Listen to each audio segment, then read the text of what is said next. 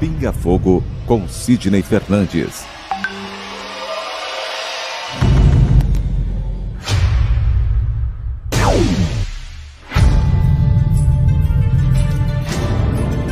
Porque nós não temos condição de saber exatamente ou saber ou relembrar como é a espiritualidade. Viktor Frankl, um dos maiores gênios do século XX. Ele é o criador da logoterapia. Diz que se a vida tem um propósito, o sofrimento também tem.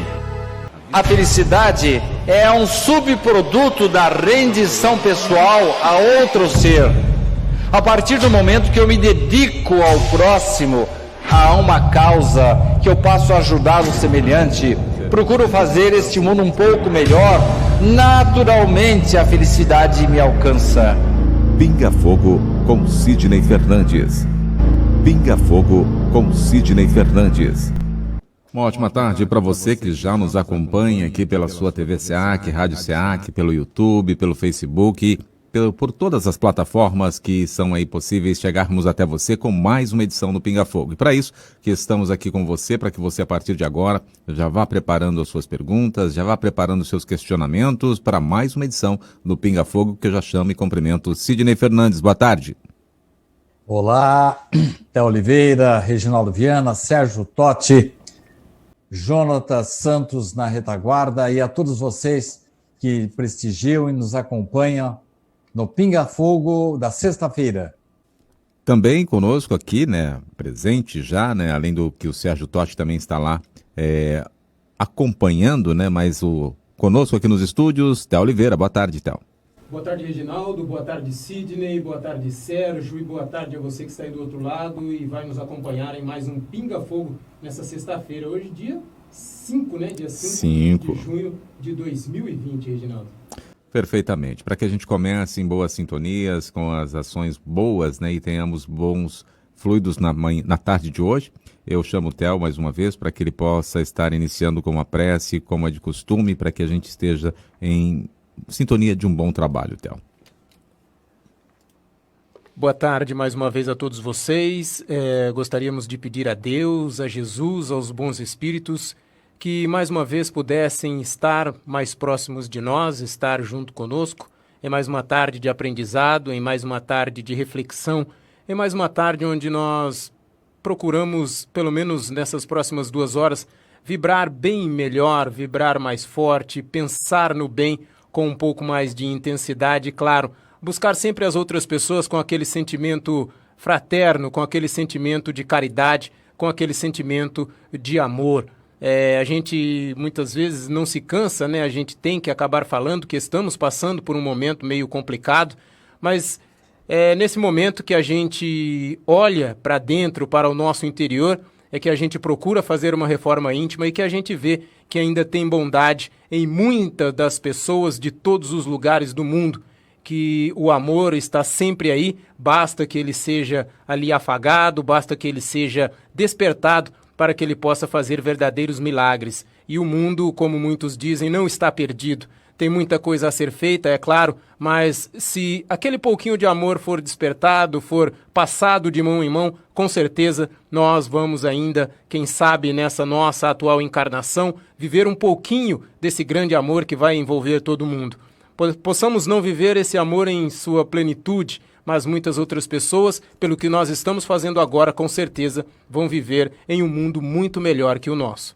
Que os bons espíritos possam mais uma vez intuir o Sidney, as suas palavras, também as perguntas que passam pelo Reginaldo, aquelas que ele acaba fazendo algum tipo de complementação, que seria a complementação que você que está aí do outro lado gostaria de fazer, e que nós possamos sair de mais um programa com um pouco mais de crescimento no que diz respeito a conhecimento, não só da doutrina espírita, mas da religião sua, que você está aí do outro lado, professa e que nos acompanha nesse momento. Muito obrigado desde já pela sua presença e o Pinga Fogo está no ar a partir de agora. Perfeitamente, aí após essa prece especial que o Théo aqui nos fez, né, para que a gente possa ter essa sintonia tão importante. Théo, antes de eu chamar o Sidney para algumas novidades, você falou de uma das coisas importantes, Théo, e né, do momento que nós estamos vivendo, né, E eu estive hoje, há pouco, a período da manhã, dentro de uma UTI com várias pessoas que estão acometidas pela Covid-19. E digo, para quem está nos acompanhando agora, não é algo fácil.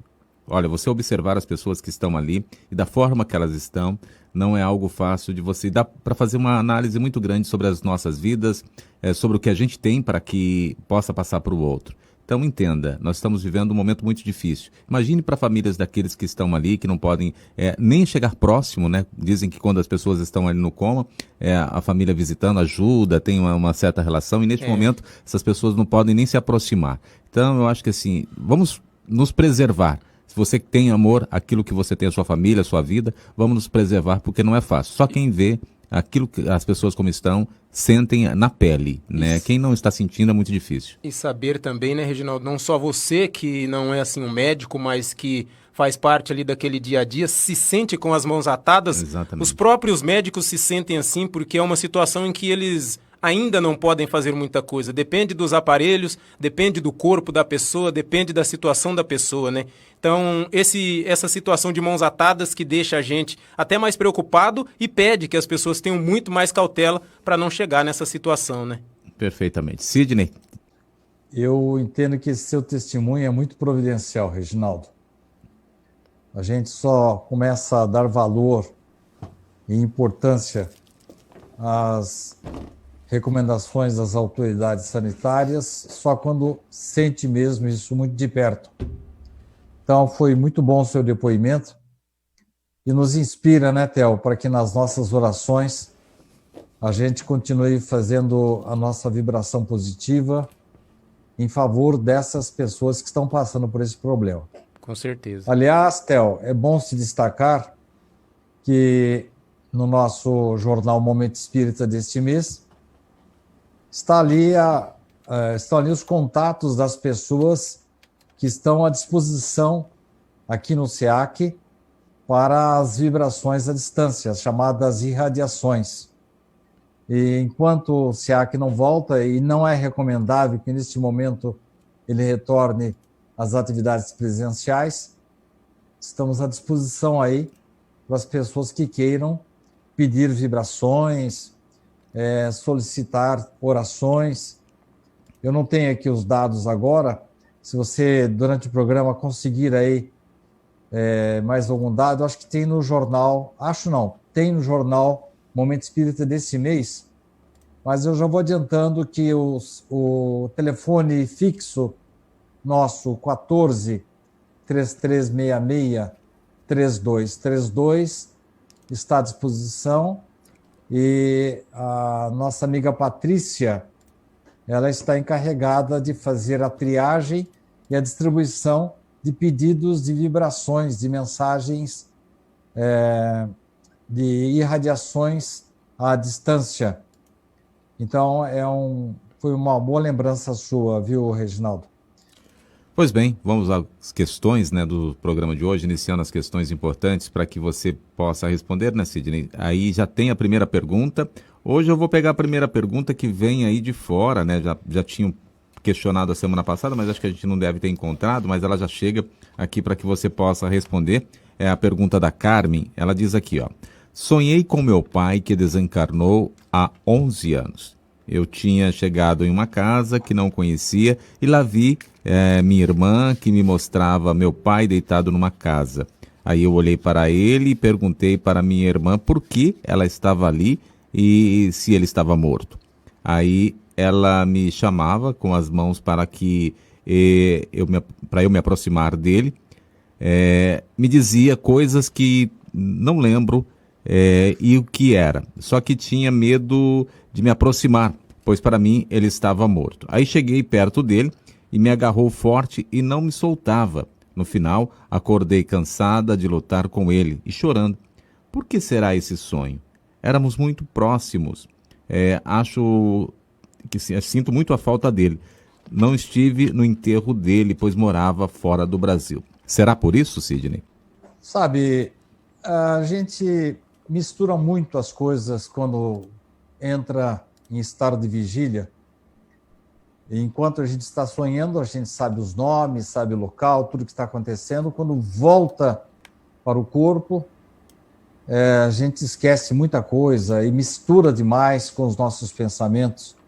Então, Carmen, eu entendo que provavelmente você deve ter ficado assim meio preocupado porque não pôde estar no enterro do seu pai.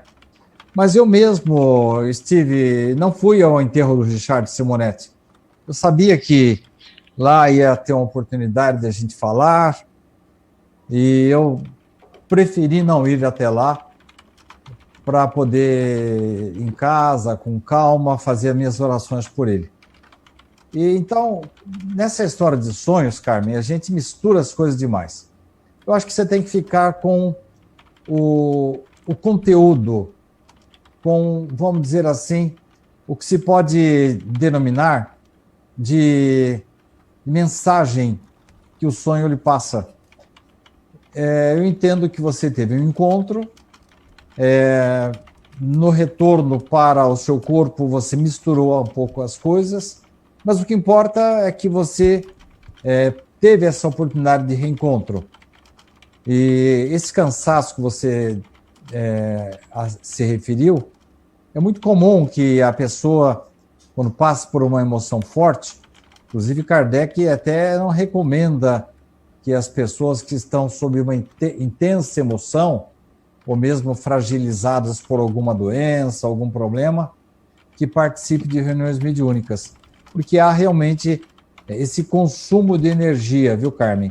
Mas o que importa é que você teve a oportunidade do reencontro, como acontece com todos nós, quase todas as noites. O problema é que a gente nem sempre se lembra, e quando se lembra, não se lembra dos detalhes. Próxima pergunta para você responder também, Sidney, é da Marinéia de Lima. Ela está aqui conosco e fala assim: gostaria muito de ver a psicografia de minha mãe e sinto muito vazia. Ô Marinéia, eu não sei há quanto tempo que sua mãe desencarnou, mas eu estava lendo a esse respeito esses dias.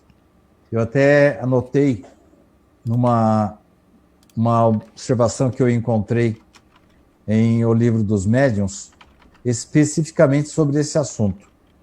Então, Marinéia, o caso é que, em primeiro lugar, nem sempre os espíritos estão à nossa disposição. Então, pode acontecer, às vezes, de a gente querer o contato com eles, mas eles não estão à nossa disposição. Às vezes, eles têm atividades para serem desenvolvidas lá na espiritualidade. E o que acontece é que, às vezes, a gente, com o pensamento, acaba atraindo o espírito, ele não está em condições de comunicabilidade ainda. Agora, afora a questão da existência de poucos médiuns, temos que considerar, Marinéia, que nem sempre os nossos entes queridos estão à nossa disposição. O Theo já está acostumado com essas solicitações de psicografia, ele já deve ter, inclusive, o site aí do Stuck, que periodicamente comparece a Duartina nas cartas consoladoras que o Paulo Henrique Manso desenvolve lá periodicamente. Eu acho que esse trabalho deve estar suspenso, como todas as atividades das casas religiosas. Mas eu acho que você poderia procurar, depois o Theo coloca aí o link para você, ou então o endereço eletrônico, para você dar uma olhadinha lá no site do Stuck, para saber quando é que ele vai poder estar aqui na região, e você talvez encaminhar para ele mesmo uma correspondência ou um pedido de psicografia. Agora, note bem, Marinéia, há uma estatística um pouco cruel em torno desse assunto, né? Imagine só, das 300 mães que compareciam, esse número é meu, eu estou deduzindo, porque eram 2 reuniões na sexta e no sábado lá em Uberaba, quantas cartas chegavam através de Chico Xavier? 10, 15, no máximo 30 cartas. Um percentual muito baixo em relação às mães que estavam lá presentes. E nós estamos falando do maior médium de todos os tempos. Significa que nem mesmo Chico Xavier, embora fosse um instrumento adequado, um instrumento assim bastante permeável, ele tinha uma capacidade muito grande, porque não é todo espírito que se consegue comunicar por determinado médium. E determinado médium não pode receber comunicação de todos os espíritos. Mas a mediunidade do Chico era tão ampla que ele tinha condição de receber muitos espíritos das mais variadas origens. Mesmo assim, o percentual das mães que eram atendidas lá era muito baixo, em torno de 10%, 15%. Então, para você ver, Mariné, que às vezes não depende só do nosso desejo. Por isso que o Chico falava sempre que o telefone toca de lá para cá. Não adianta a gente fazer uma ligação que não vai atender. Não é recomendável que se faça uma evocação. A evocação é a melhor maneira de a gente ser enganado, às vezes, por espíritos inescrupulosos. Embora a espiritualidade diga, nessas questões assim de pessoas, de parentes, de pessoas queridas, os espíritos superiores não deixam que os obsessores brinquem com a gente. Mas, mesmo assim, não é fácil a gente obter uma comunicação, não. Próxima pergunta para você responder também na tarde de hoje conosco, já está aqui o Eliseu, né? Como sempre, ele tem uma pergunta. Sidney, se toda alma encarnada passa por expiação em sua depuração, por que os espíritos passam em suas fases reencarnatórias, horas, homens e mulheres? O espírito pode querer encarnar só homem e só mulher? Olha, Eliseu, para os espíritos superiores não há nenhuma diferença. Nós aqui que somos ligados muito ainda à Terra, ainda temos essa distinção. Mas o espírito vai reencarnar como preto, branco, mulher, homem, homossexual ou não, originário da África ou do Japão, dependendo da sua necessidade evolutiva. A gente percebe uma tendência de o espírito encarnar normalmente perto das suas famílias, perto das suas origens mais recentes. Mas na questão do sexo, Eliseu, depende realmente da necessidade do espírito. É normal que a gente passe uns tempos num corpo masculino e depois passe para o corpo feminino. Nós temos notícias de que, sem fazer exaltação ou discriminação, a mulher tem maior sensibilidade, o homem tem mais força, mas é a necessidade de nós nos aperfeiçoarmos em todos os campos do conhecimento e da gradação moral, Eliseu. Daí, quando o espírito precisa passar, na sequência das suas encarnações, por esta ou aquela experiência, ou ele já está consciente dessa necessidade, ou os espíritos superiores simplesmente o encaminham para a situação que é mais produtiva sob o ponto de vista de elevação espiritual. Onde é que ele vai render mais? Do que ele está precisando mais naquele momento? Você me pergunta se o espírito pode escolher. Sim, dependendo da elevação moral dele, ele pode escolher sim. Mas isso quando o pensamento dele começa a coincidir com o das entidades superiores, que, em última análise, organizam, dirigem as encarnações por que vamos passar. É um processo bastante importante, que é conduzido por espíritos superiores. André Luiz nos dá conta de um instituto especializado na encarnação, e ele fala constantemente a respeito dessa conscientização maior ou menor do candidato a uma nova encarnação. Por isso, Eliseu, às vezes, dependendo do teor, do nível espiritual em que se encontra o reencarnante, ele pode sim dar algum palpite, pode sugerir, mas quem decide mesmo é a espiritualidade superior que sabe o que é melhor para nós. Então a próxima pergunta agora é a questão da Patrícia Gibim, que está conosco também, né? Você fez uma colocação aqui com relação a homens e mulheres que o Eliseu trouxe, e ela tem uma outra colocação também para que você possa comentar. Gostaria de saber por que as pessoas... né? Gostaria de saber por que as pessoas se preocupam tanto com a forma e o sexo nas fases encarnatórias. Se o importante e inerente ao espírito é a evolução, e segundo eu leio sempre essa condição, só preocupa a nós encarnados, ou estou enganada? Não, os espíritos assim mais terra-terra, que estão em volta da Terra aí, que às vezes nem passam da crosta e já reencarnam, alguns que permanecem alguns tempos no umbral, alguns não têm nem consciência de que desencarnaram e já estão reencarnando. Outros têm essa consciência e mantêm os mesmos preconceitos e os mesmos temores de nós, homens encarnados. Agora, essa situação a que você está se referindo, Patrícia, nós estamos falando já de espíritos mais elevados, não propriamente espíritos de luz, mas espíritos que já têm uma certa consciência, têm contas para acertar ainda perante si mesmos e perante a justiça divina, mas já estão bem conscientes. Esses aí, inclusive, podem até dar palpites, podem reivindicar que reencarnam assim ou assado. Então, são espíritos assim mais conscientes.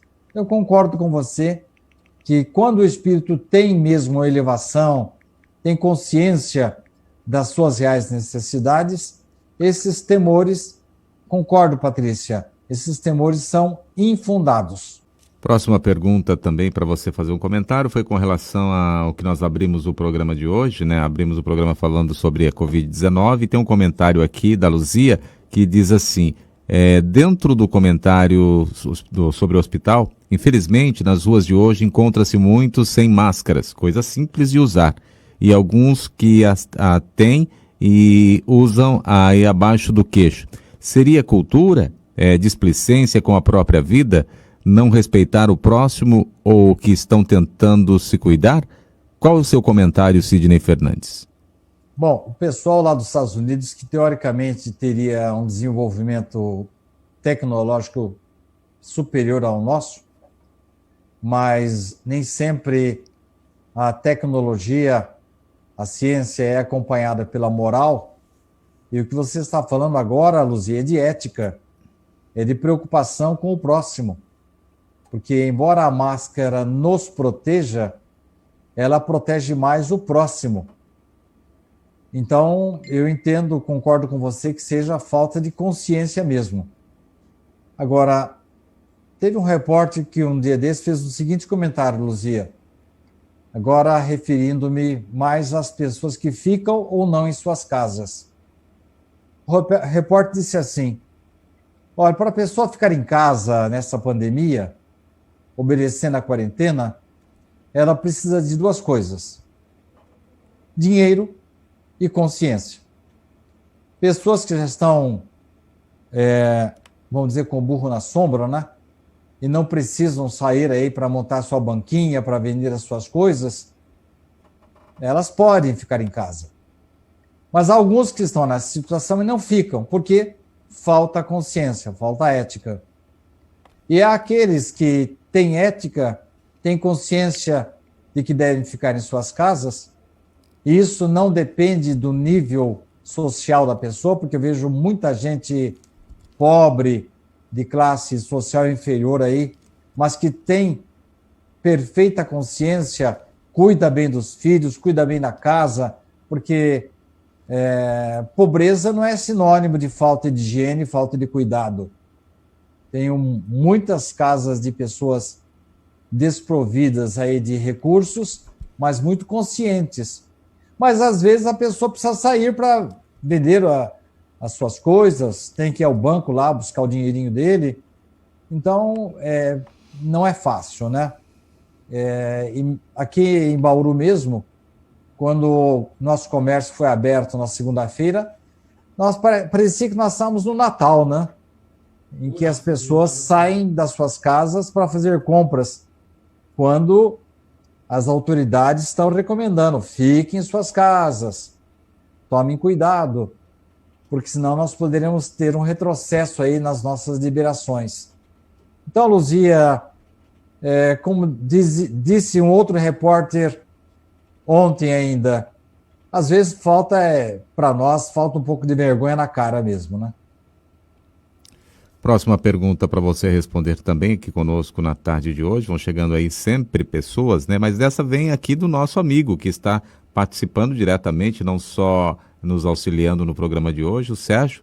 Ele também tem uma pergunta, tem curiosidades e perguntas para que você possa responder, Sidney Fernandes. Vamos lá então a pergunta do Sérgio, que já deixou aqui para que você possa responder. O perdão e o amor não nos deixa mais vulneráveis às ingratidões e às maldades alheias, Sidney? No primeiro momento, sim. Quando uma pessoa agressiva percebe que você é tolerante, ela tende a se aproveitar dessa situação. Mas o perdão e a mansuetude, e Jesus é o maior exemplo disso. Jesus era manso. Jesus era condescendente, era o amor personificado. Mesmo assim, ninguém tripudiava em cima de Jesus, não, porque ele era bastante firme nas suas colocações. Então, é que nós estamos falando de uma distância moral entre ele e nós, assim, extraordinária. Mas é um exemplo para dizer para a gente que o fato de eu ser manso, pacífico, não me impede de me defender, de me afastar, de impedir que as pessoas me agridam. Mansuetude não é sinônimo de vulnerabilidade. Não fora desta forma, Jesus não teria recomendado, com todas as forças do seu verbo, a humildade. O maior homem é aquele que é humilde. E não, por isso, ele deve ser vulnerável. Então, eu entendo, Sérgio, que nós devemos sim ter coragem para perdoar, coragem para ser manso, coragem para não reagir na mesma altura daqueles que nos agridem, mas não estamos impedidos de nos afastar ou mesmo de nos defendermos nos momentos difíceis. É verdade, sim, Sérgio, que há pessoas muito agressivas que somente respeitam aqueles que estão acima dessas pessoas, ou sob o aspecto financeiro, ou uma autoridade, e aqueles que estão aparentemente abaixo dele, pelo menos no sentido físico, tendem a ser tripudiados por essas criaturas. Mas isso não dura muito tempo, não, Sérgio, porque as pessoas agressivas, elas não vão longe. Elas, com o tempo, elas acabam sendo isoladas das demais. E vai ser o mundo do futuro, né? As pessoas que têm alguma preponderância sobre o outro, essas, acima de tudo, têm que ser respeitosas, têm que entender a situação do outro. Porque a vida dá muitas voltas, né? Hoje a gente tem energia, saúde, dinheiro, poder, fama, mas nós estamos cansados de ver aí muitos pobres da atualidade que foram ricos no passado e reencarnam numa situação precaríssima agora. Por quê? porque não usou devidamente a sua força, o seu poder, a sua fama, a sua preponderância sobre os outros. E nós estamos aqui para respeitar. A palavra turno, ore, peça ao seu protetor espiritual que fale com o protetor espiritual do seu pai. Quem sabe eles autorizam um reencontro seu com ele lá na espiritualidade, que pode já ter acontecido e você não se lembra disso. Mas olha o sinal, um sinal bom para você saber. Sabe quando a gente levanta? Não sei, Theo, como você acontece de vez em quando isso. Quando a gente levanta, assim, sem razão nenhuma, feliz, está de bem com a vida, sentindo uma proteção muito grande, uma satisfação grande, é porque tivemos contato com entes queridos. Mas nós não nos lembramos disso. Mas fica aquela sensação agradável desse reencontro. Já aconteceu com você, Theo? Não acontece Sim. sempre, mas muitas vezes tem mesmo esses eventos em que a gente acorda feliz, não sabe por quê, mas aquela sensação de alegria, como você diz, de ter matado a saudade, mas a gente fica meio perdido. Mas agora, como você dizendo que é dessa maneira, né? Então, da próxima vez que eu me levantar desse jeito, eu vou saber por quê. Eu de vez em quando, ontem de manhã, levantei, parecia que eu tinha encontrado o passarinho verde. Eu não duvido, né, de ter tido algum encontro com algum irmão, com um parente meu desencarnado. Levantei com aquela sensação agradável, aquele otimismo, aquela vontade de produzir. Isso é muito significativo. Então, Carmen, você vê que não é impossível, não. E os demais companheiros que queiram esse contato com os seus entes queridos, orem, peçam permissão para a espiritualidade para que haja esse reencontro. Próxima pergunta para você, a pergunta que também está vindo aqui do YouTube, a pergunta da Miriam Ghiseline, de São Paulo, que nos acompanha também, diz assim: essa pandemia que o mundo passa nos dias de hoje já estava escrita ou a humanidade poderia ter mudado e as pessoas que estão falecendo, trata-se de uma expiação? Miriam, eu e o Theo conversamos sobre este assunto esses dias. E eu respondi para ele o seguinte: o nosso destino não está escrito. E muitas pessoas dizem, vai precisar de outra pandemia, e outra. Qual vai ser a nossa reação diante desse puxão de orelhas que estamos passando, Miriam?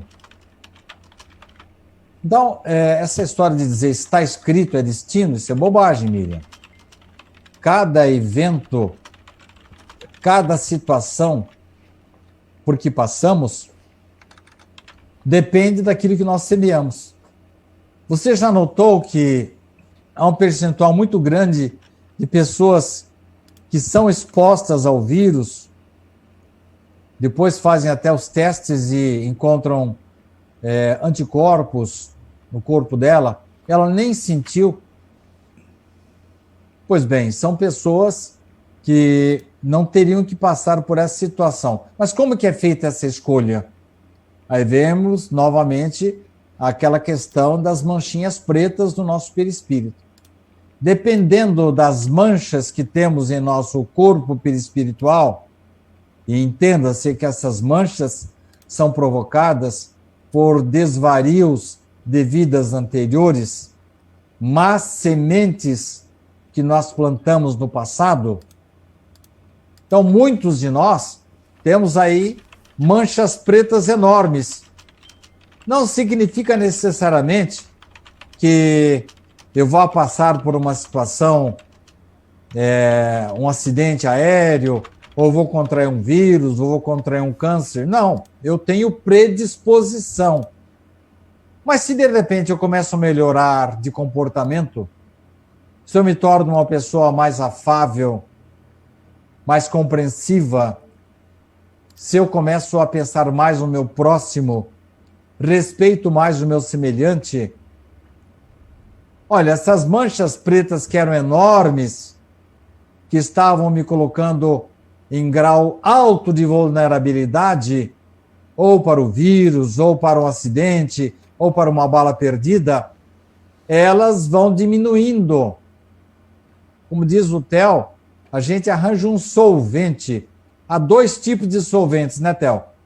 É a dor, que você sofre em cima da mancha preta, ou o amor, o trabalho que você realiza, a sua conscientização, que vai corroendo, vai diminuindo as manchas pretas.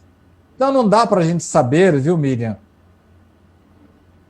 se amanhã ou depois nós teremos necessidade de um agravamento da situação atual, ou que nós vamos superar em pouco tempo, não dá para saber. Depende do nosso comportamento, depende da nossa reação. Ainda referindo-me a Divaldo Franco, ele falou assim: o mal da pandemia está acontecendo porque nós somos ainda maus. Olha só que colocação precisa, né? Nós ainda estamos precisando do mal. Ainda hoje eu estava acompanhando uma entrevista com aquele ator, Fábio Assunção, que ele falou assim: olha, eu estou perplexo, eu não sei por que está acontecendo isso. Mas uma coisa eu tenho certeza, disse ele. Tudo isso está acontecendo para que a gente valorize a vida. Coloque as barbas de molho. Nós estamos recebendo um tremendo puxão de orelhas. O mundo está reagindo, a natureza está reagindo. O homem desrespeitou o seu semelhante, desrespeitou a natureza e agora o organismo reage. Então, Miriam, nós temos que tirar as lições, considerando que poucos de nós não têm manchas negras aqui no perispírito, então nós temos que nos tomar cuidado. Não pode entrar de cabeça assim em agrupamentos que você pode contrair o vírus e ele pode matar você. Agora, se você já tiver uma situação espiritual elevada, pode ser que você não seja contaminado. Mas quem é que tem... Minha mãe que falava isso. Quem é que tem estrela na testa para dizer que já está isento de qualquer culpa? Quem estiver sem pecado, que atire a primeira pedra. Então, todo cuidado é pouco, toda obediência é necessária para a gente minimizar e diminuir o tempo dessa reação porque estamos passando no planeta Terra. A próxima questão aqui do Eliseu, ele traz as questões para que a gente possa perceber aqui e você responder. Se todos os espíritos são criados por Deus e todos carregam os fluidos universais, né, como eles se definem, uns maus e outros bons, sabemos também que todos carregam o livre-arbítrio. Mas por que uns se tornam maus e outros bons? Esta é a pergunta mais difícil de ser respondida. Na verdade, todos nós somos criados, Eliseu, simples e ignorantes. E temos todos nós oportunidades iguais de irmos para um caminho ou outro. Quando começamos a tomar consciência da vida, um espírito não é igual ao outro. Cada um tem uma reação. Um é agressivo, o outro é manso. Então, dependendo dos males que a gente vem a provocar, ou da maneira como a gente desenvolva as nossas potencialidades, o que estamos fazendo da nossa consciência? No começo a gente é simples, ignorante, não sabe nada, é um comportamento mais de criança, mas mesmo crianças, com o passar do tempo, elas desenvolvem uma tendência ou agressiva ou mansa. Então, a partir do momento que a gente começa a fazer coisas certas, nós sofremos menos, Eliseu. E quando a gente faz coisa errada, a gente tem que sofrer as consequências. Então, nós não somos autômatos produzidos em série por Deus. Ele nos dá liberdade de trilhar um caminho ou outro. Dependendo da nossa tendência, da nossa personalidade, nós caminharemos pelo caminho mais tranquilo, menos pedregoso, vamos escolher um caminho melhor, sofreremos menos as consequências. Mas, até pela natureza em que fomos criados, pela ignorância, a gente tende a errar muito mesmo, viu, Eliseu? É como se a gente fosse passar assim por um corredor e que no lado direito, lado esquerdo, tem plantas muito espinhosas. Se a gente conseguir caminhar só reto, sem resvalar para os lados, a gente não sofreria os danos dos espinhos. Mas isso é muito difícil. Raros são os espíritos que, desde a sua criação, caminharam em linha reta para a perfeição. Normalmente, a gente dá umas desviadas aí, a gente atende aos cantos de sereia da materialidade e acaba errando. Mas é natural o erro. Já diz a própria sabedoria popular que é errando que se aprende, né? Próxima questão também conosco aqui, a Natália, que está nos acompanhando e pergunta para você: qual a melhor maneira de trabalhar o perdão? Eu entendo, Natália, que cada um tem assim uma maneira de encarar a ofensa. Alguns assimilam-na, entendendo que o indivíduo que a ofendeu é uma pessoa desprovida, doente. Eu falei disso lá no comecinho, a respeito das pessoas muito agressivas, naquela pergunta do Sérgio.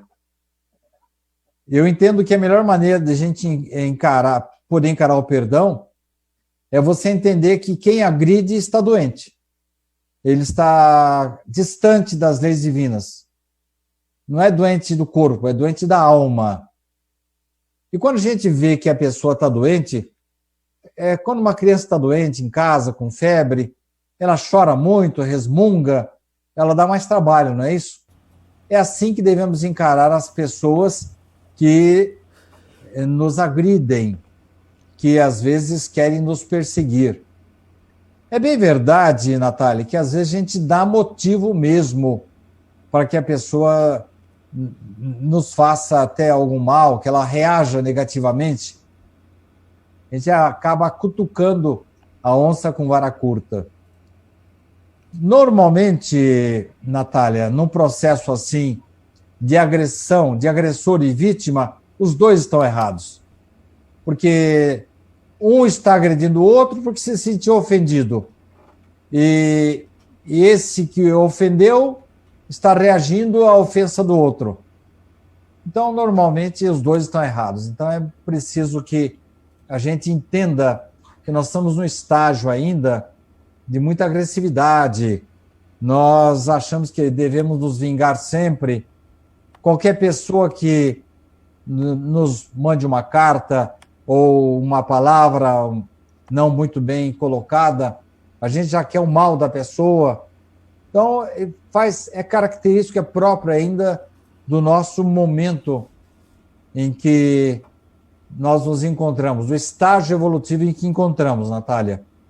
Agora, há uma música que na minha infância eu aprendi sobre o perdão, Natália. Não sei se vai ajudar você, mas a música fala mais ou menos assim: esquece as ofensas se és um cristão. Assim já não pensas em dar-lhes perdão. Mais fácil, mais nobre, a gente esquecer. Já bastam as lutas do nosso viver. Olha, Natália, quando uma pessoa me faz o mal ou me ofende, no primeiro momento eu me sinto mal mesmo. Eu acho que a pessoa não devia ter feito isso e dá vontade de voar na goela do indivíduo também. Ninguém é perfeito. Mas eu dou tempo ao tempo e o tempo é maravilhoso. Dali uns tempos, Natália, eu nem lembro mais que o indivíduo me ofendeu. Então, se é uma coisa que eu estou conseguindo cultivar nesta vida, é isso. eu esqueço rapidinho as ofensas das pessoas. Então eu entendo que o esquecimento seja uma coisa muito boa. Tem casos aí que a pessoa se aproxima de mim, meio cismada, achando que vai encontrar alguma represália. Eu até pergunto, mas por que você está tão assim com medo aí de... Não, sabe aquele negócio que eu fiz para você? Eu não estou lembrado, não. Ah, que bom que você esqueceu. Então, acho que é bom a gente esquecer dessas coisas e deixar que os nossos ofensores se entendam com Deus, Natália. Próxima pergunta para você também, aqui pergunta para você esclarecer, o Sérgio nos traz aqui, ó, existem obsessores protetores, espíritos que na maioria não foram aí compreendidos no sentido de proteção, de dar educação, sentiram-se incapazes na sua missão de ser pai ou de ser mãe e resultou-se numa tragédia, um suicídio, por exemplo? Hoje, na condição de obsessor, o objetivo é que não se repita o mesmo fato, para que o sentimento de culpa não se estenda por mais reencarnações? Eu discordei um pouco do Sérgio quando ele fez essa pergunta, quando ele chamou de obsessores. Muitas pessoas que queriam o nosso bem, enquanto estávamos encarnados na Terra, aproximam-se de nós. E não são necessariamente, Sérgio, espíritos superiores. São terra a terra, como nós, né? Tanto é que os nossos espíritos familiares que se encontram ao nosso lado, eles se subordinam ao meu espírito protetor, que é mais elevado do que eu e provavelmente mais elevado também que esses parentes, esses irmãos que voltam para tentar nos ajudar. Eu até entendo essa sua... Quando você os denominou de obsessores, porque eles ficam ali nos pegando no pé, tentando consertar algumas coisas que fizeram de errado, mas eu entendo que pelo simples fato deles estarem tentando nos ajudar e reparar algum mal que eles tenham feito para nós, isso não lhes outorga a pecha de obsessor. Eu diria que são espíritos familiares que estão tentando nos ajudar, não são muito elevados, fazem as coisas do jeito deles, mas nem sempre obtêm sucesso, porque, como já falei, eles estão subordinados ao meu protetor espiritual, que cada um de nós tem. A gente não tem consciência disso, Sérgio, de que Deus designou para cada um de nós um ou mais espíritos superiores a nós. E aqueles que se aproximam de nós para nos machucar, a não ser que eu dê causa mesmo a isso, mas gratuitamente o espírito não deixa que essas criaturas se aproximem. E ele filtra a influência que esses que você chama de obsessores possam vir trazer para nossas vidas. É claro que eu tenho que preservar a minha boa conduta, eu tenho que atrair proteção, eu tenho que ter méritos para isso. Porque senão, se eu continuar errando, fazendo besteira, dificilmente eu vou ter condições de ser auxiliado, tanto por espíritos familiares, como pelo meu protetor espiritual.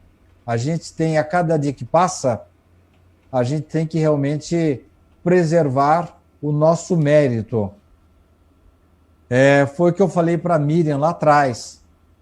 Ô Miriam, a gente precisa limpar um pouco, usar o alvejante do Theo aí no nosso perispírito. Com isso, a gente vai criar condições de uma proteção maior, de uma influência positiva em nossas vidas.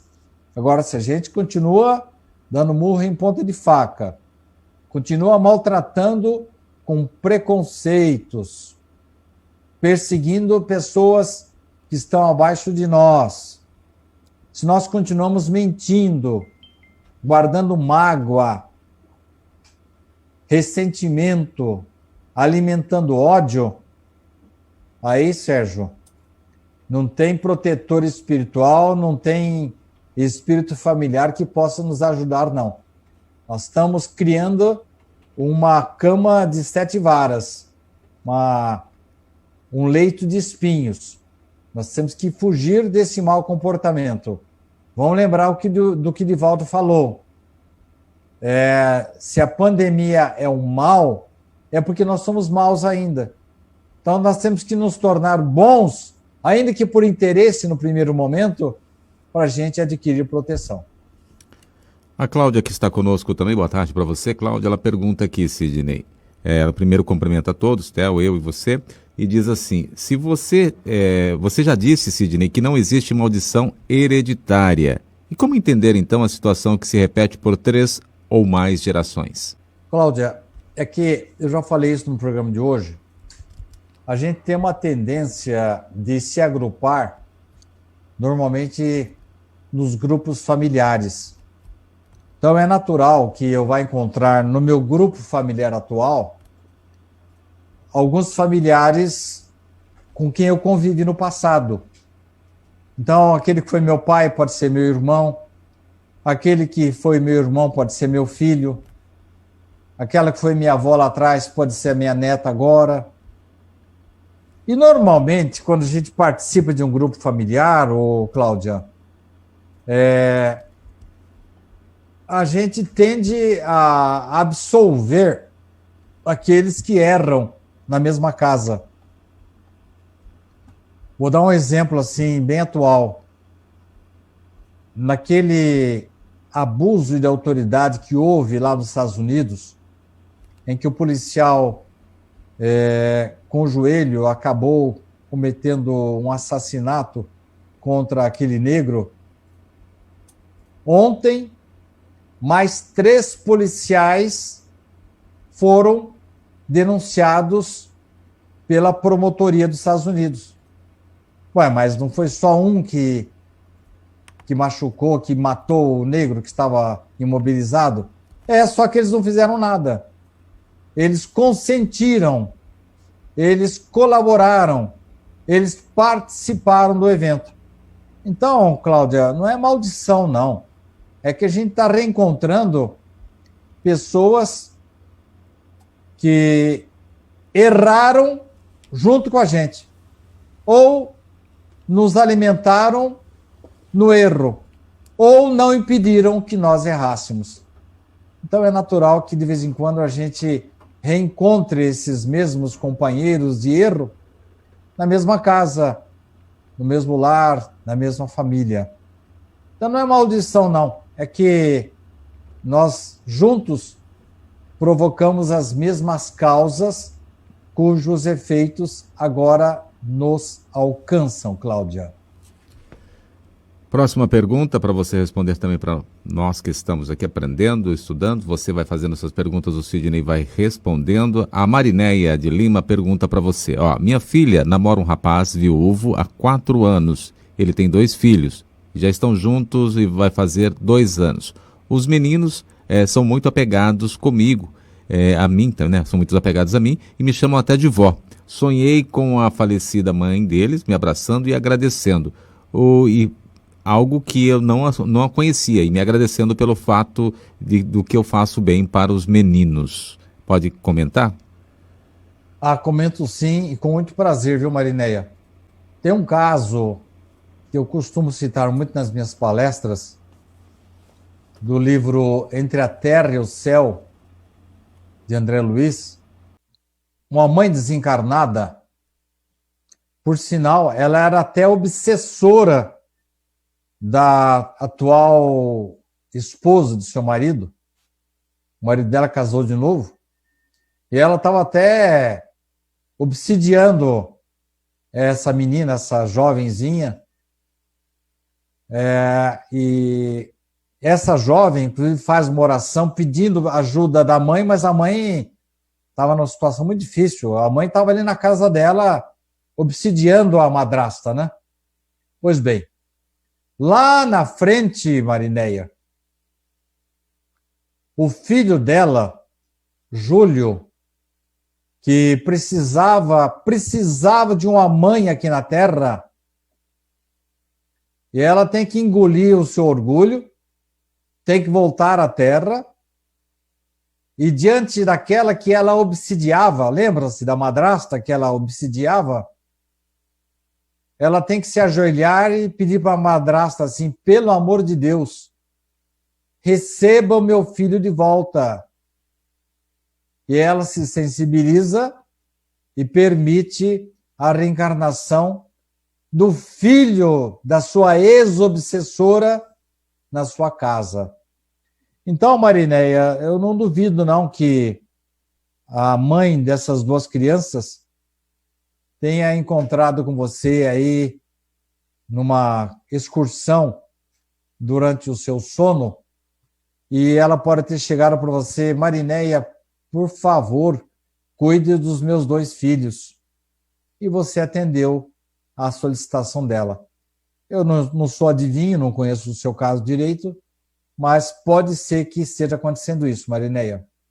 Bom, só relembrando, né, passando novamente o recado para o pessoal, que nós não estamos sorteando livros, mas você pode mandar um e-mail para esse endereço aí que aparece na sua tela, 1948@uol.com.br, ou mandar uma mensagem para 998101948, o nosso DDD é o 14, solicitando um dos 12 livros da lista que sempre aparece aí no nosso bate-papo, e o Sidney vai enviar para você. Então vamos lá, Patrícia pergunta para você, Sidney, vi esses dias uma live onde a colocação era a seguinte: as pessoas não estão podendo se despedir dos familiares e muitas vezes estão desencarnando sem a noção do desencarne, chegando à espiritualidade muitas vezes revoltados ou totalmente em desequilíbrio psíquico mesmo. Gostaria de saber, Sidney, o que você pode dizer a esse respeito e também os espíritos aí assistentes que podem nos auxiliar neste momento. Patrícia, eu me lembro que o Richard Simonetti sempre dizia o seguinte: não importa muito a maneira como nós vamos desencarnar. O que vai importar é como nós estamos vivendo. Nós temos que estar preparados, viu, Patrícia? A cada dia pode ser o último. Jesus mesmo disse em determinado momento assim: louco, esta noite poderão pedir a tua alma, e o que tens guardado em seu celeiro, para que servirá? Então, ele nos alerta que, mesmo que a gente não esteja doente, não se exponha ao vírus ou não se exponha aí a um acidente de trânsito, nós podemos sofrer de uma hora para outra um infarto, um problema circulatório, e podemos morrer de uma hora para outra. Muita gente morre assim. Então, se fosse depender do tipo de morte que vamos ter, a gente poderia até escolher, né? Porque ficaria mais fácil o retorno à pátria espiritual. Mas não é isso não, Patrícia. Nós temos que estar preparados a qualquer momento. Estejamos não expostos aos perigos da vida, temos que, não apenas através da oração, mas através do nosso trabalho, do nosso empenho em favor do bem, em favor da nossa instrução. O Theo falou uma coisa importantíssima agora aí. Vamos aproveitar o tempo para ler. Eu estou aqui com uma coleção de livros que eu vou distribuir depois para vocês, mas muitos deles eu vou tentar ler antes de presentear vocês, aproveitando o tempo. É bem verdade que eu, como escritor, acabo tendo pouco tempo para ler, mas eu preciso ler para me instruir. Mas isso é uma maneira, Patrícia, de a gente ficar preparado, de a gente tomar consciência. Eu estava lendo hoje um texto dos Espíritos que diz assim, aquilo que a gente aprende aqui na Terra, muitas vezes já é uma preparação para o nosso retorno. No livro Mudança de Rumo, de Richard Simonetti, o indivíduo passa por uma situação de EQM, experiência de quase morte, e quando, abre aspas, ele morre, ele já toma consciência imediata de que ele está desencarnado, encontrou um amigo lá, Ele já tinha consciência de como é o processo de desencarne. Para ele, aquela quase morte foi um ensaio para a morte definitiva dele depois. Mas olha só, por que isso? Porque ele estava intelectualmente preparado. Agora, não basta o preparo intelectual, né, Patrícia? Temos que ter o preparo moral também. E às vezes a moral, como já falei lá atrás, não é acompanhada, a moral às vezes não acompanha o crescimento cultural, intelectual. Tem muita gente aí, expert, PhD, em várias áreas de conhecimento humano, que estão jogados lá na espiritualidade e chegam lá como verdadeiros indigentes, como cachorro que caiu de um caminhão de mudança. Ele não sabe por que está lá, o que está fazendo, e aqui na Terra era um gênio. Então não basta você saber, você tem que desenvolver também a asa da moralidade. Então eu entendo, viu, que nós precisamos nos preparar a cada dia que passa, viu, Patrícia? Orar bastante à noite e durante o dia a gente fazer o melhor possível, tanto para a nossa instrução cultural, intelectual, como ir desbastando as nossas arestas morais, Patrícia. Próxima pergunta para você responder também na tarde de hoje. Você nos acompanha aqui, o Sidney vai respondendo as suas questões. A próxima pergunta vem do Eliseu, que diz assim: por que a doutrina espírita se revelou na Europa com a irmã Fox e por que elas, né, as irmãs, não tiveram sucesso em divulgar a doutrina? Porque também os espíritos insistiram para que a revelação continuasse na Europa. É porque um homem cético, doutor em várias áreas, teve de ser escolhido para revelar a doutrina? E por que o Brasil já é o coração do mundo e a pátria do Evangelho e não teve esse início? A pergunta do Eliseu nos remete a várias análises, né? Seria uma palestra para a gente responder todas Vários elas. pontos, vou tentar né? me abreviar. Primeiro, as irmãs Fox, na verdade, se manifestaram em Hydesville, uma cidade muito perto de Rochester, nos Estados Unidos, Eliseu, e não na Europa. Mas depois os fenômenos foram se espalhando tanto pelos Estados Unidos, como também chegaram à Europa. Agora, por que o Espiritismo foi codificado por Allan Kardec? Poderia ter sido por ele ou com qualquer outro que estivesse em condições de desenvolver essa codificação. Agora, tem que botar uma coisa na cabeça, Eliseu. O Espiritismo não foi revelado por um homem, foi revelado por uma pleiade de espíritos. Daí a importância dele, porque não é uma doutrina originária de um homem, mas de uma universalidade de espíritos que em determinado momento foram autorizados por Deus para trazer essa mensagem, essa revelação, que nós consideramos a terceira revelação. Moisés foi a revelação da justiça, Jesus a revelação do amor, e o Espiritismo é a revelação da razão, do conhecimento do Espírito. Chegou o momento de a humanidade já conhecia, já ouvia falar de mediunidade há muito tempo.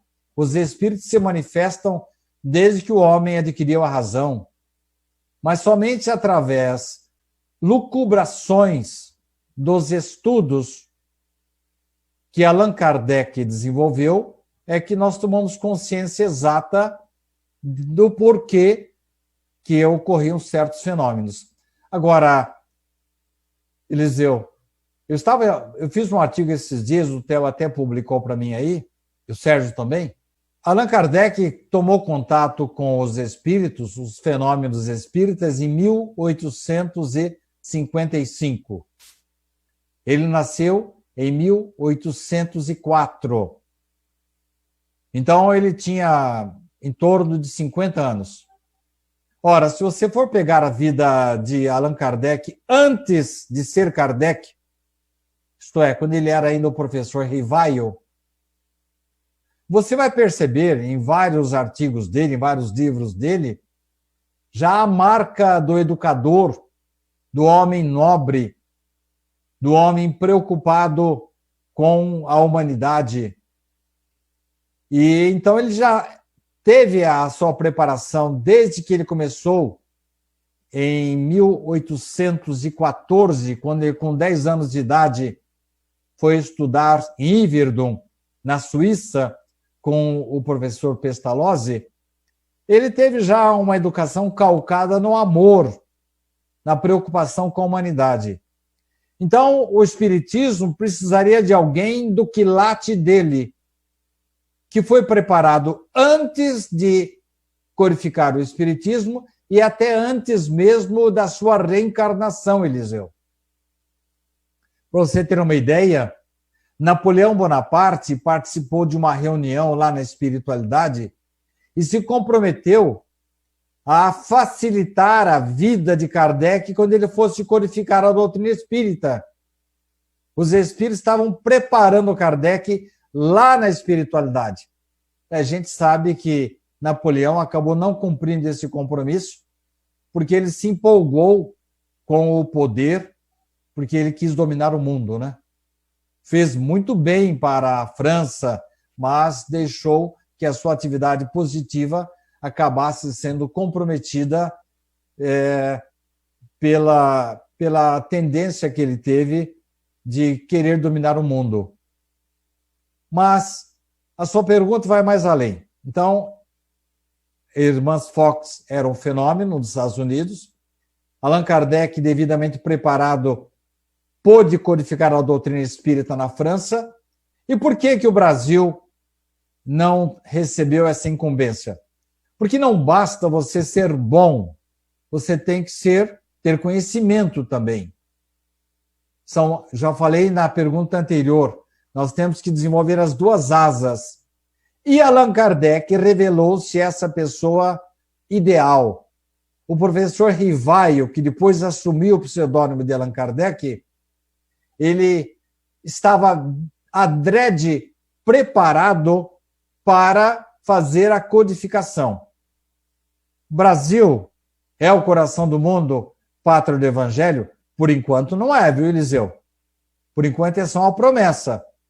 Assim como a Palestina recebeu essa incumbência e falhou, assim como a França recebeu essa incumbência e falhou, em determinado momento os Estados Unidos também teve essa incumbência e falhou, o Brasil pode falhar. Depende do quê? De nós, brasileiros. A Elda, que está conosco, boa tarde para você, Elda, repetindo aqui para que você possa responder a ela.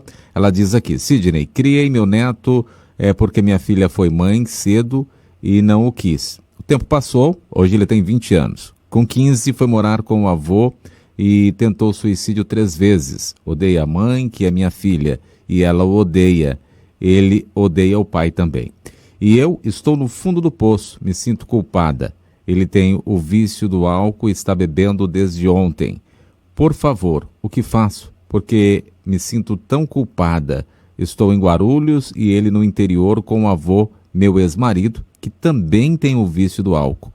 Por que me culpo tanto? É natural, né, Elda? Quando a gente cria, eu que criei 4 filhos, estou criando também uma enteada agora, quando os filhos falham, a gente tende a puxar para as nossas costas a responsabilidade. Mas em O Livro dos Espíritos, Elda, eu convido você a procurar as questões relacionadas com crianças, com jovens.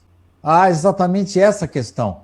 Se os pais, se os preceptores, os avós, os tios, se fizeram tudo o que estava ao seu alcance ajudar, para criar, para educar aqueles que estavam sob a sua responsabilidade, e se eles não seguiram o seu caminho correto, é responsabilidade dos pais, dos preceptores? Responde os mentores: de forma alguma. É natural que a gente se sinta culpado, mas a partir do momento que eles crescem, a responsabilidade passa a ser deles. Se você me diz que ele já tentou suicídio, não é difícil que isso já tenha ocorrido em vidas anteriores. E essa questão de animosidade em relação à mãe ou pai dele é porque você o criou, né? É natural isso. Agora, ore por ele, viu, Elda? Porque o que você poderia fazer já fez. Se lá na frente surgir a necessidade de você tornar a ajudá-lo, eu sei que você vai estar sempre com o coração aberto. Mas isso é muito diferente de culpa que você não tem, Elda. E os espíritos nos alertam muito para a gente evitar esse tipo de absorção da culpa dos outros. Eu entendo que não somente você tem a responsabilidade sobre o seu neto, mas o seu ex-marido, que, pelo jeito, não está dando a ele, segundo suas palavras, um bom exemplo para ele. Ore por ele, Elda, e sempre esteja com o coração aberto para auxiliá-lo tanto quanto possível. A Marinéia conosco também, boa tarde para você mais uma vez. Marinéia, ela pergunta aqui, meu esposo faleceu há 6 meses, fomos casados 44 anos, sofri muito com a bebida dele, há 3 anos ele teve que parar, vivemos 3 anos bem, mas será por isso que estou sofrendo? O problema era a bebida? A gente sempre sente a falta do companheiro, né, Marinéia? E eu acho que você deve ter sido uma bênção na vida dele aí. E durante esses 3 anos, se não for possível diminuir as causas que levaram ao seu desencarne, eu tenho certeza de que ele será eternamente grato a você e ele deve estar se preparando para uma nova encarnação com outros olhos, vendo que ele foi bem acolhido por você. E é natural mesmo que esse tempo ainda curto de desencarne possa lhe trazer algum desconforto. Ore por ele, Marinéia, e esteja certa de que você fez muito bem para a vida dele.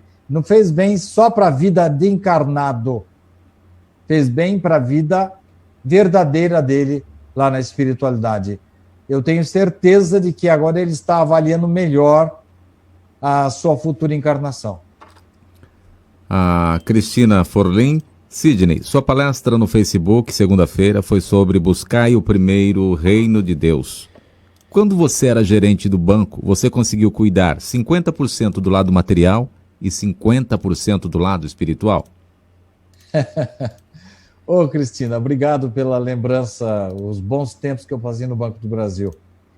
Olha, Cristina, eu posso lhe assegurar que dentro do meu trabalho no Banco do Brasil, eu sempre cumpri as instruções lá dentro do banco, mas, além disso, eu procurava, tanto quanto possível, preservar a minha condição de espírita cristão. Então, eu acho que eu ultrapassei esse limite que você falou aí. Tanto 100% de um lado, como 100% do outro. Eu não tenho nada do que me envergonhar na minha carreira de bancário, Cristina. A Carmen também conosco tem uma pergunta para você, dizendo assim: se uma pessoa que não tem conhecimento nenhum da doutrina espírita, como faz? Ou não crê? Aí como vivem? São perseguidas pelos espíritos se não fazem as coisas bem? E por que tantas pessoas vivem bem sem ter a menor noção de uma religião? Como explicar isso?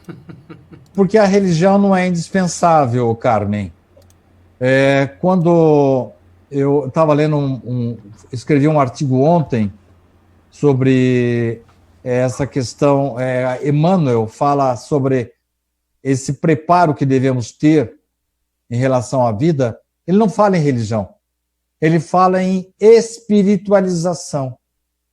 Eu tenho amigos ateus, Carmen, que são mais dignos, mais honestos, mais caridosos que muitos espíritas, muitos católicos e muitos evangélicos. A religião, Carmen, é uma ajuda, ela nos auxilia. A gente vai numa casa e tem mais gente frequentando, e com isso a gente se sente mais animado. É o chamado espírito de emulação, quando você se sente mais entusiasmado porque outras pessoas estão fazendo a mesma coisa que você. Claro que uma atividade religiosa ajuda muito. As outras pessoas servem de estímulo para nós. Mas eu conheço muita gente que não tem religião e é plenamente atendida pela espiritualidade. Mais atendida até que muitos hipócritas que batem no peito aí dizendo que é religioso, eles são verdadeiros fariseus. São da boca para fora. São chamados sepulcros caiados. E além disso, Carmen, vamos pensar numa coisa. Apenas um percentual muito baixo da humanidade é cristã. Como é que vai ficar lá o vietnamita, o chinês, uma parte dos japoneses, ou muita gente que nunca nem teve contato com Jesus? Na Índia, por exemplo, um país de 1 bilhão de habitantes, poucos são cristãos. Se você vai fazer uma viagem para Dubai, você preenche um formulário assim, que lá pergunta qual a sua religião. Por quê? Porque lá há uma certa intolerância religiosa. Há poucos cristãos lá. Espírita é difícil de achar. Mas não importa, Carmen. O que importa é a sua consciência tranquila. É você espiritualizar-se. É você colocar-se no lugar do outro. Sabe aquela expressão indígena? Que para você conhecer uma pessoa, você tem que caminhar algumas léguas com seus mocassins? É assim também. Nós temos que calçar o sapato do outro para ver o que é bom para a tosse. Quando a gente começar a desenvolver a empatia, a solidariedade, a gentileza, eu acabei de receber agora, um pouquinho antes do programa, um depoimento de uma senhora, Carmen, que ela recebeu um livro do irmão dela, que está nos Estados Unidos, um livro que aconselha as pessoas a desenvolverem, pequenos gestos de gentileza, como nessa palestra que eu fiz aí na segunda-feira. Pois bem, ela falou, olha, sabe que eu vou praticar isso aí? Aí ela fez uma coisa assim, absurdamente não convencional. Quando ela foi passar no pedágio, ela resolveu pagar o pedágio do carro anterior. Ela pagou, saiu do carro, foi lá. Ó, já paguei esse seu pedágio, viu? A pessoa ouviu ela falando assim, pagou meu pedágio?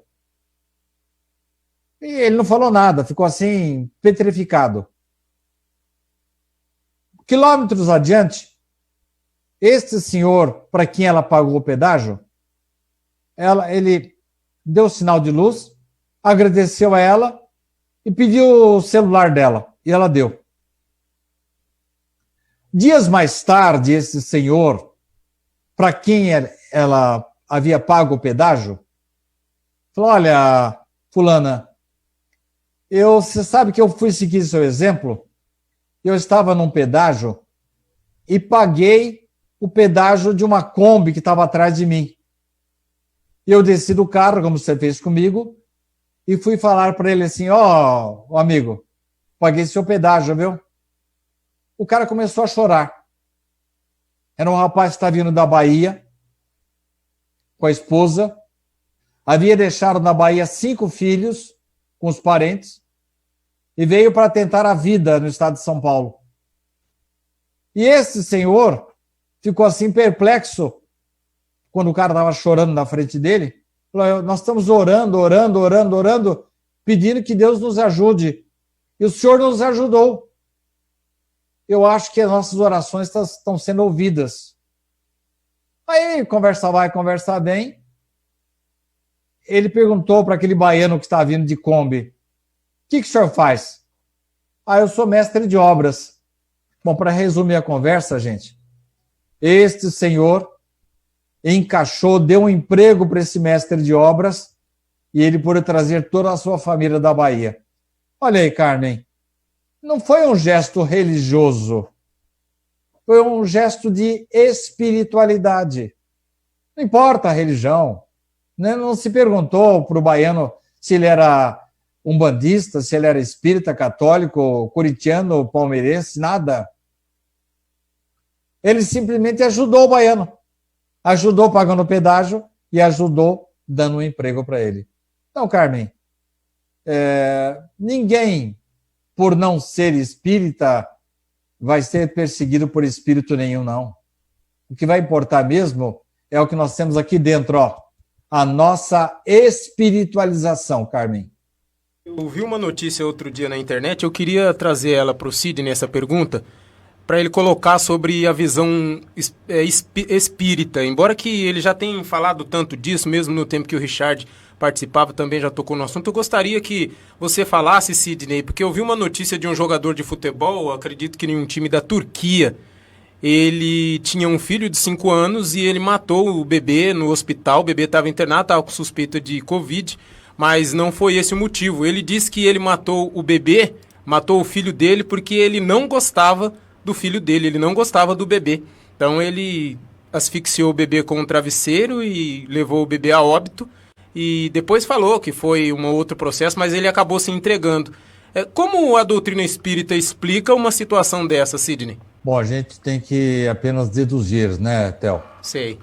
A explicação mais natural é de que haja realmente alguma rixa que vem lá do passado, né? Porque quem que vai matar um bebê recém-nascido, né?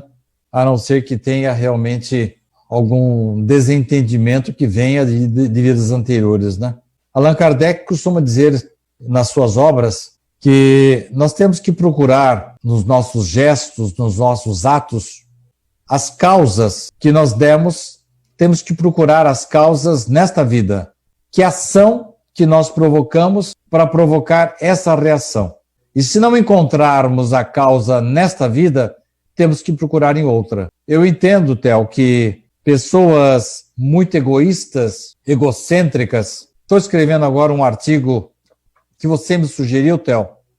Está lembrado daquele filme, daquele dentista egocêntrico? Egocêntrico para não dizer outra coisa, né, Cílio? Passou por um processo aí de quase morte. A partir daí ele começou a ver os espíritos. Está lembrado disso, Theo? Lembro. Então, estou escrevendo um artigo sugerido por você. Tem gente que é assim mesmo, nasce pensando que ele é o rei do mundo. Então, às vezes, nem tem ligação com vida anterior. Trata-se de um comportamento que, infelizmente, o indivíduo cultivou, tem a ver com o seu comportamento de vida anterior. Ele foi agressivo no passado e não superou essa má tendência. Está sendo agressivo nesta vida de novo. Próxima pergunta do Eliseu também ainda conosco, acompanhando, diz assim: Sidney, estou recebendo relatos de pessoas próximas a mim que estão sonhando comigo e nos sonhos delas, elas me dizem que sempre estou com anjos ao meu redor, orando. É possível que esses sonhos sejam trabalhos espirituais? Detalhe, são irmãos católicos que são meus amigos. Que bom. Eu entendo que isso seja um aviso da espiritualidade, que você tenha tido, assim, boas excursões. Eu fiquei com medo, viu, Eliseu, quando o Reginaldo começou a falar, que achei que você estava já se preparando para bater as botas, viu, Eliseu? Quando eu li, eu imaginei isso. Depois eu fui ler o contexto todo, aí que eu entendi, viu? Agora que o Eliseu vai botar as barbas de molho, viu? Mas é brincadeira, Eliseu. Brincadeiras de lado. Sidney, hoje você falou uma questão que eu fiquei pensando até agora se faria essa pergunta para você ou não, mas eu quero fazer para que você possa nos também orientar de alguma forma, né? Foi falado várias vezes aqui, né? Quando o Sérgio perguntou sobre obsessão, se alguém desencarnou e o espírito fica ali como obsessor, né?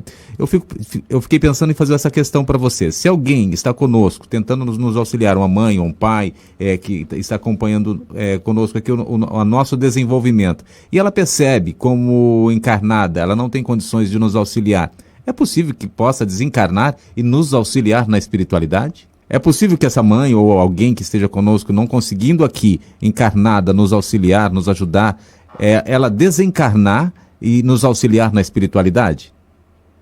Bom, ela não vai desencarnar com essa finalidade, né? Isso não existe. As situações que eu conheço em que isso aconteceu não deram muito certo.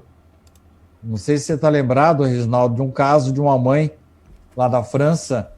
O filho desencarnou à tarde e à noite ela se suicidou para cuidar do filho na espiritualidade. Sim. Ela só prorrogou, adiou por 300 anos o reencontro com o filho. Há casos em que os nossos entes queridos desencarnam, peçam permissão para a espiritualidade para continuar nos ajudando? Sua pergunta seria essa, não é isso? Tinha a ver com a primeira questão também, você falou que não iria por essa finalidade, mas também essa segunda, entendeu? Então, eu tenho um caso narrado por André Luiz no livro Os Mensageiros, em que um pai desencarna e deixa uma carrada de filhos para a viúva cuidar. E ele pede permissão para a espiritualidade para permanecer na casa ajudando-a. E essa permissão é concedida. Então, André Luiz estranhou, chegou na casa, a viúva cuidava dos filhos e o pai estava ali cuidando também. Então, é uma situação excepcional. E, então, é uma exceção que deve acontecer em muitos casos, viu, Reginaldo? Então, não é despropositada a sua colocação, não. Não, perfeitamente. Estamos chegando aí ao final do programa de hoje já, né? E vamos chegando então ao final do programa de hoje, já te agradecendo, Sidney, mais um programa especial sempre, né, para que possa orientar aqueles que tantos que precisam, né, neste momento. A gente sabe que muitas pessoas precisam ouvir uma palavra, um ensino para compreender um pouco do que devemos fazer e como caminhar, né, Sidney? Eu gostaria de deixar a minha mensagem aos companheiros que estão me vendo, estão me ouvindo, no sentido de que não percam a esperança. Existe um comando invisível que está acompanhando tudo que está acontecendo. Ao contrário do que as pessoas pensam, às vezes, estamos relegados, estamos esquecidos. Absolutamente. Nós estamos passando, curtindo situações, vivenciando situações, infelizmente, necessárias ao nosso aprendizado. Mas nem por isso estamos deserdados. Nem por isso estamos abandonados. A cada momento que passa, nós temos exemplos extraordinários da ajuda, da proteção divina, mesmo no meio dessa tempestade. Temos que entender que este é o momento de nós nos apegarmos a Deus, apegarmos à nossa religião. E se não tivermos religião nenhuma, apegarmos à nossa espiritualização, procurando fazer o melhor para o semelhante. Eu não posso sair de casa. Um telefonema, o cuidado com os parentes da própria casa, um e-mail que você faça, uma mensagem que você mande, uma contribuição que você dê de uma cesta básica. Como disse Divaldo, se estamos passando pelo mal, é porque nós fomos maus. E este é o momento de a gente aprender a lição, entender o puxão de orelhas da espiritualidade, e através da oração, do entendimento, da nossa fé, fazermos o melhor possível. Que Jesus abençoe você que está me ouvindo, e o Theo ou o Reginaldo vai fazer a oração agora. Vamos nos aproveitar e lembrar dos irmãos que estão hospitalizados, enfermeiros, dos médicos e principalmente dos nossos líderes governamentais, para que eles sejam bem inspirados pela espiritualidade superior. Logo estaremos juntos de volta. Perfeitamente. Um abraço, Sidney. Até sexta-feira que vem. Mestre Jesus, mais uma vez te pedimos para que possam cuidar de cada um que precisa neste momento. Porque às vezes esquecemos de pedir e também esquecemos de agradecer por tudo que tem nos dado.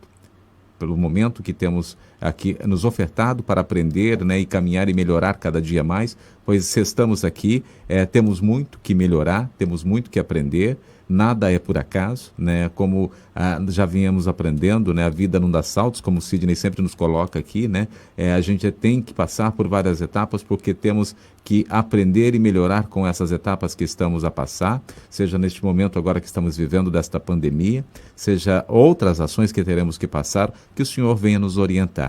E aqui também foi pedido, né, Pai, que mais uma vida, né, não está mais presente neste momento, desencarnou e vai se encontrar aí na pátria espiritual, e que o Senhor possa receber, possa acolher e dar o melhor caminho, a melhor direção possível, pois todos nós iremos retornar de alguma forma. E que possamos, como foi dito no primeiro momento dos programas de hoje, que possamos vigiar, que possamos fazer o melhor, pois não sabemos qual momento é o nosso desencarne, pois sabemos que temos que passar por várias etapas, e essas etapas elas serão cumpridas a qualquer momento. Se hoje aqui estamos, façamos o melhor para que quando partirmos para o mundo espiritual, possamos ter condições de chegar da melhor forma possível. Assim seja, até o próximo programa, que o Mestre sempre continue nos orientando, nos guiando e nos guardando. Até lá. Pinga Fogo com Sidney Fernandes.